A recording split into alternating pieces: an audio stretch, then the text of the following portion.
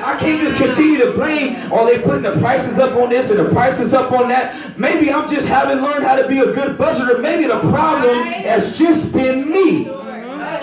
Goodness. And I don't want to have to face the fact that it might just be me, because it's easier for me to stay in my cycle if I have somebody else to blame. If I have something else I can blame it on, then I can rest and be more comfortable where I am. But if I have to face the fact that it's me, then I know that there's something I got to do.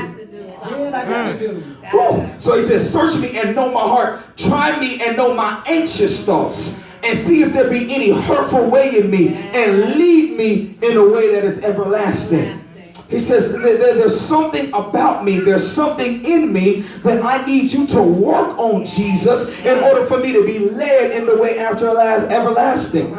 It's easy to just blame everything on the devil. It's easy just to blame everything on the devil. But can I tell you this? We are our own worst enemy.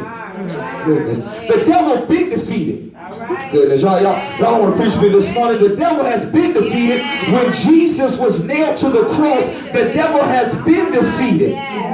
Only thing he's speaking is lies that people begin to adopt and believe. And if you know that greater is he that is in you than he that is in the world, then you have to know that there is power in you to defeat whatever the enemy throws at your life. The thing about it is the enemy don't have no power over your life. This is what's happening here, y'all. It's this crazy thing right here. He's trying to get you to believe what he's saying about you. Because once you begin to believe what he's saying about you, you begin to adopt that and live that out. He can't make you do anything. The enemy is trying to convince you that this is what it's always going to be like. So just go ahead and just live this way. This is the only thing you'll ever get. So just settle for this right here. It ain't going to never get better than this. So you might as well make the best of this right here. And that's not what God has for you. That's not what God has for you. But you'll settle there because you believe that this is all that there is for me.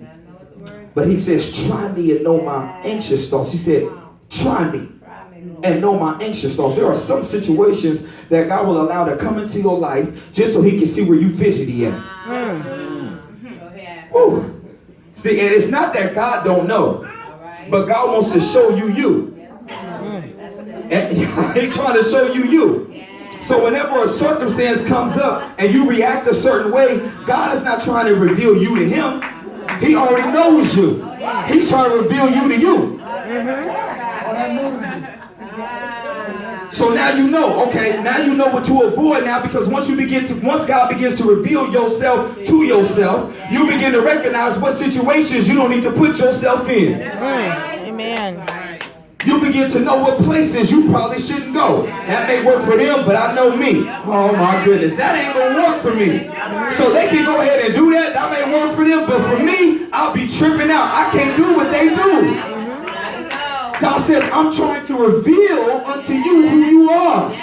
That's why David says, search me. And then what does God do? He exposes, not so that you can continue to be discouraged and live that out, but he's exposing it so he can say, this is what we're getting rid of to lead you in a way that is everlasting.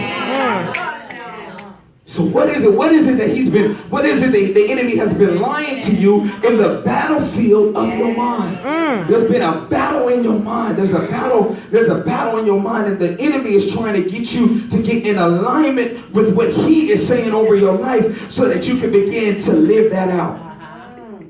So you can begin to live that out, but that's not what God desires for you. I give a personal example here is that God was speaking up to me about me and my wife, and we consolidated our income, and we went into my parents and them home, and we like, okay, we about to save this money, we're about to do this right here, and then all of a sudden we ran into some financial hardship. I believe it's like in June, and the very first thing that in my mind, I didn't even speak to my wife, I was the very first thing I'm about to cut off, man, I'll just catch up on my tithes and offering later. Very first thing, it's like, and I know better. But I was working. I just said, you know what? Ain't it crazy how God just always understands?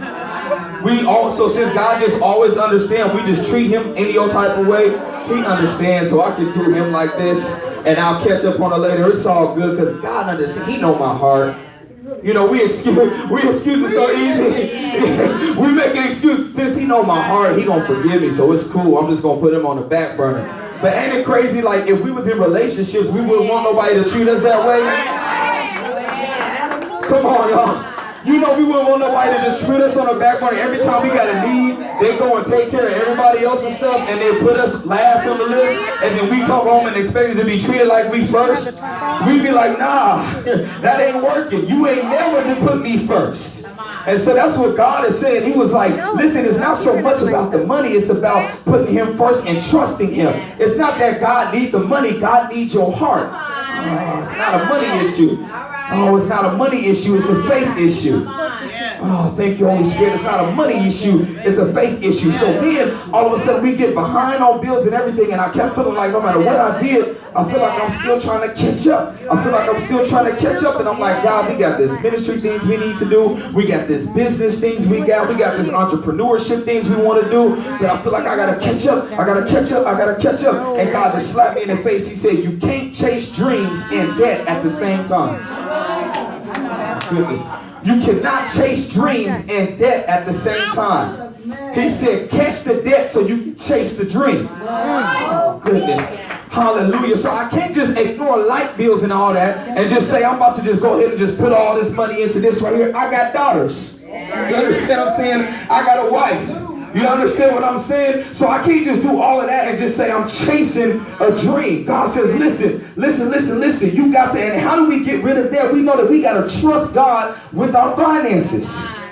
Trust him with our finances. So if not, listen, we'll end up in a cycle of always trying to chase debt and never chasing after a dream.